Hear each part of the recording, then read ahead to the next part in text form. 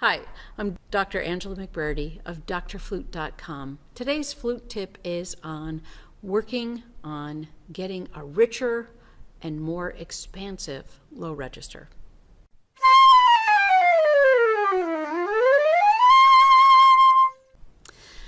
When we play our low register, we want it to be rich and full. We want to be able to play soft, and we want to make it very loud. And the best way I found to work on it is to use the Moyse low notes exercise. So this is an exercise that is in De La Sonorite, and I can't show you the front page of my book because it's so used and tattered, it doesn't even have a front cover anymore. But that's how much I use this book. And it was written, I don't know when it was written, quite a while ago, but it's so good. It's so good. It's got so many exercises that we can still use. So this particular exercise, when I started working on it, I could in no way do what is being asked. He's got some nice information written about it. But the bottom line is, you're playing through 4 different notes in varying lengths, and you're crescendoing and diminuendoing through that.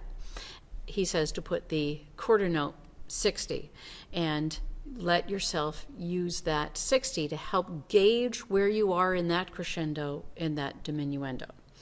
He starts off with doing whole notes for a number of these note combinations, and then he moves into dotted half notes, and then quarter notes, and then eighth notes. It's a great exercise, and let me show you how it works here.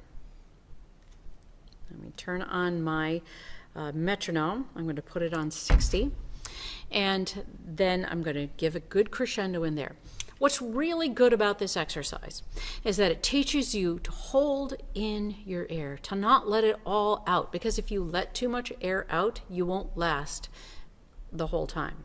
And your goal is to get this all in one breath, all 4 whole notes in this particular part of it in one breath, with a crescendo and diminuendo through there. You're also in the same vein of making sure that you're not blowing too much is the opposite. It's hold in that air. So you're working on your air pressure. How are you using your support? Are you able to keep it and hold it and not let out so much air, and keep that support so that you start riching up your low register? Let me demonstrate. So this is 60. And we start, it says to start double piano.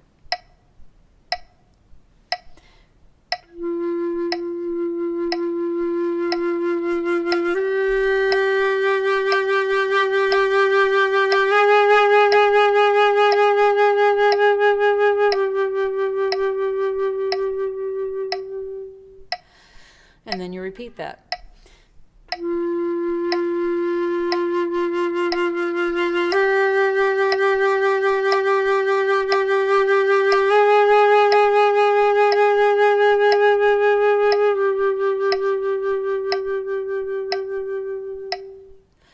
And then he changes the combination of notes slightly through that.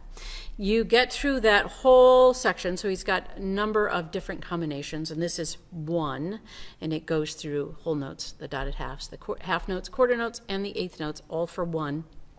And then it's a different combination of notes for 2.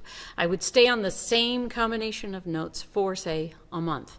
Just do the same ones. Really work with that and learn to hold in that air, listen to your tone, keep your embouchure open, keep it relaxed, crescendo through there by opening your jaw and closing it as if you were tapering at the diminuendoing part of it, as you're thinking of a taper.